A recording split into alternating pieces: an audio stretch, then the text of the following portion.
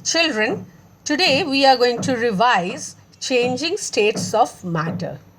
Now, today I will demonstrate two simple activities to clear your concept about matter and molecules. Let's start. Now, see here, you can see two objects here. One is a paperweight and the other one is a stone bowl made of stone. Okay, so you see, now you know what is matter. The definition of matter is anything that has weight and occupies space. Now this has weight and this also has weight, and they take up space. What is the meaning of space? Space means they are taking up place, they are occupying some, they need place to be there. Okay, so now if I want to put the bowl in the place of this paperweight, I have to remove the paperweight, then only I can put this bowl here. So both of them are matter because they have weight and they occupy space. Is that clear? So now matter, we have learnt, is made up of molecules. Now what is molecule? Now molecule are tiny particles. They are the basic unit of matter. When you,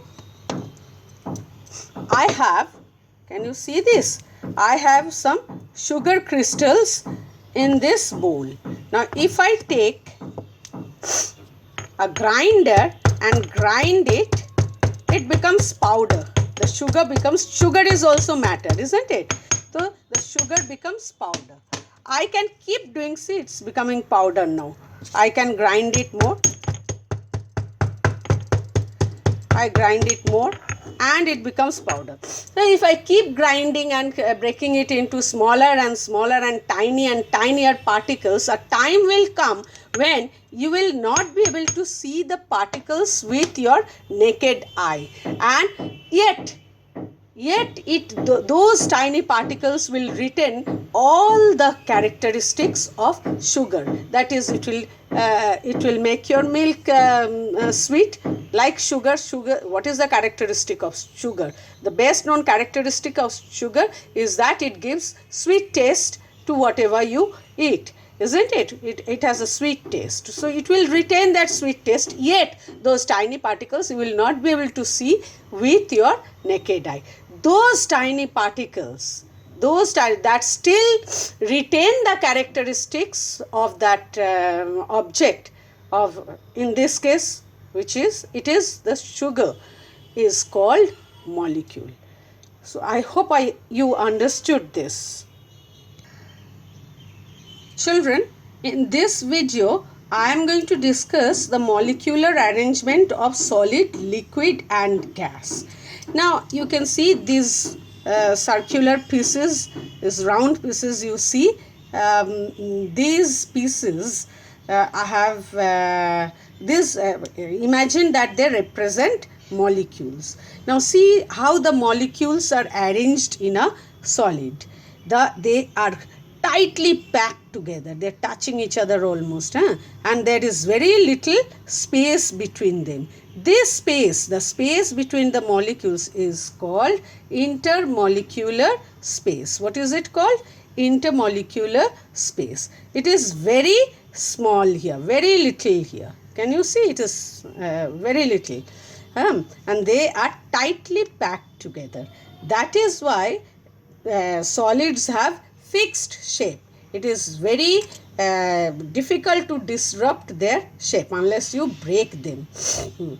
Anyway, that is the reason solids cannot flow, and each molecule that you see here, they are attracting each other. This molecule is attracting this molecule is again attracting this, they are attracting each other, and this force of attraction is called intermolecular force. Intermolecular force. Now see, So this is how it is in solid. Another very important thing is the molecules are always in motion. Motion by motion means they are always vibrating like this, vibrating. They are vibrating. I cannot show you the vibration, and I have to do it manually like this. Okay, they are vibrating. Now when you heat this solid, this is the arrangement in solid. When you heat this solid, the molecules start vibrating faster.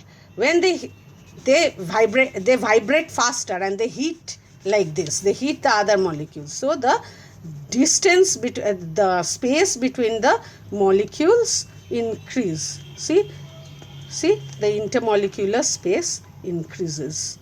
Can you see?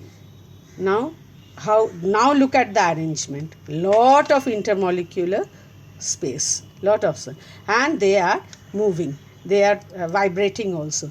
Now you can see that why a liquid can flow. They are quite free to move now.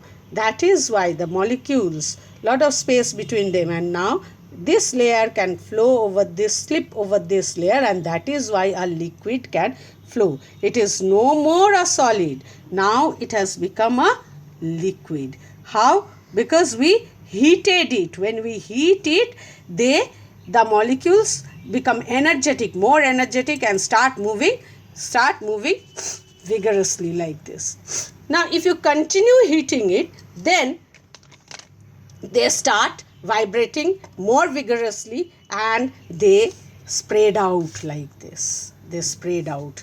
Can you see? One is here, one is there, and now it has become a no more liquid on heating. Now it has become a gas. Can you see the arrangement now? A lot of space between, and takes up a lot of space. So a gas can flow in all directions. You can see the molecules flowing in all directions, but in a liquid can flow from a higher level to a lower level. Is that clear? So okay, so much for today.